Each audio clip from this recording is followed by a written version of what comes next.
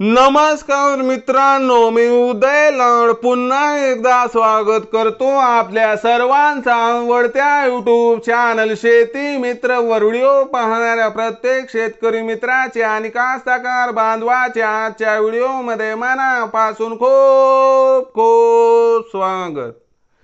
मित्रांनो, thumbnail पाहितलं, title वाचलं होय मित्रांनो, सामान्य कापूस उत्पादक कास्तकार बांधवांचा सर्वात महत्त्वाचा सवाल की अखेर 31 मे पर्यंत आता देशांतर्गत बाजारामध्ये किती वाढणार कापसाचा बाजारभाव।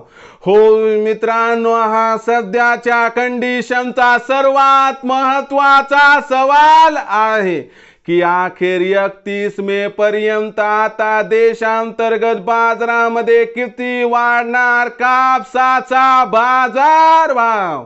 हा सवाल तुमच्या मनातला आहे, हा सवाल माझ्या मनातला आहे।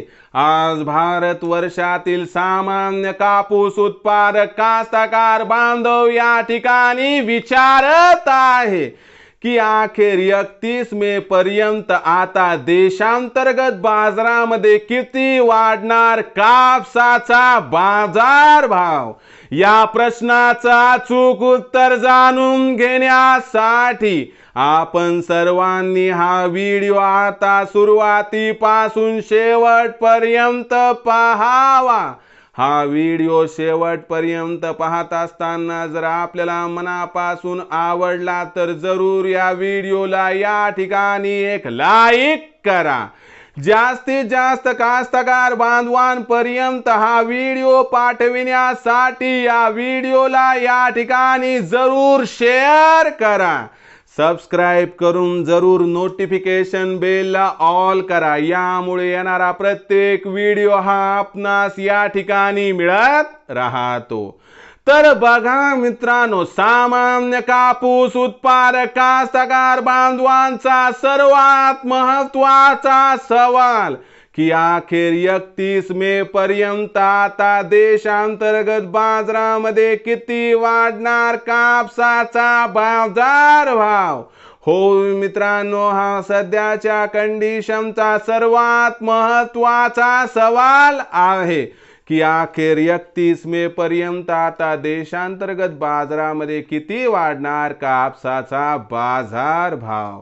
या प्रश्नाचा अचूक उत्तर जाणून घेण्यासाठी सध्या देशांतर्गत आणि आंतरराष्ट्रीय बाजारामध्ये काय आहे कापसाची बाजारभाव पातळी, सध्या देशांतर्गत आणि आंतरराष्ट्रीय बाजारामध्ये काय आहे कापसाची मागणी पुरवठ्याची स्थिती, या सर्वांचा परिणाम कापसाच्या दरावरती कसा होणार आणि अखेर 31 मे पर्यंत देशांतर्गत बाजारामध्ये किती वाढणार कापसाचा भाव, चला बघूया। तर बघा मित्रांनो, कापूस ही इंटरनॅशनल कमोडिटी आहे। आंतरराष्ट्रीय बाजारामध्ये मागच्या 15 दिवसात कापसाचे बाजारभाव हे आपल्याला त्या ठिकाणी घसरताना दिसले। कापसाचा जो बाजारभाव 104 सेंटच्या आसपास होता तो आता 78 ते 79 सेंटच्या आसपास दिसत आहे।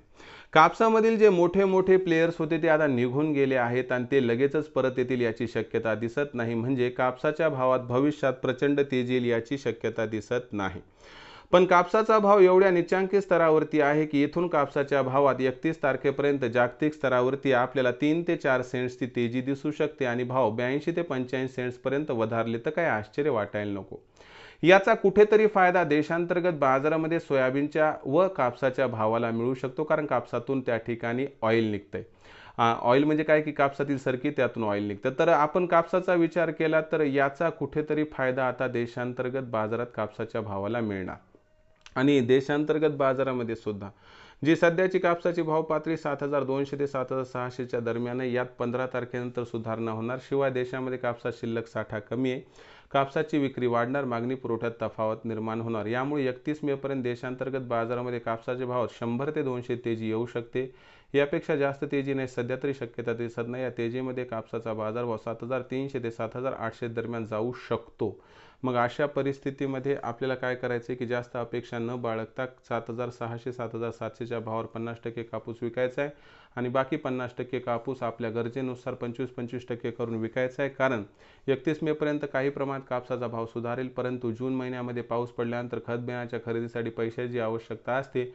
ती परिपूर्ण करण्यासाठी कापसाची विक्री मोठ्या प्रमाणात वाढल्यामुळे भाव घसरण्याची शक्यता दिसत आहे. तर मित्रांनो, अशा पद्धतीने कापूस विक्रीचं नियोजन केलं तर आपला होईल फायदा. मग भविष्यात आता देशांतर्गत बाजारामध्ये काय राहणार कापसाचा बाजारभाव याबद्दल अधिक माहिती जाणून घेण्यासाठी पाहत राहा आवडते यूट्यूब चॅनल शेती मित्र. आवडला असणार हा व्हिडिओ तात्काळ लाईक करा, सामान्य कास्तकार बांधवापर्यंत पाठवण्यासाठी शेअर करा, सबस्क्राईब करून जरूर नोटिफिकेशन बेलला ऑल करा. यामुळे येणारा प्रत्येक व्हिडिओ हा आपणास या ठिकाणी मिळत राहतो.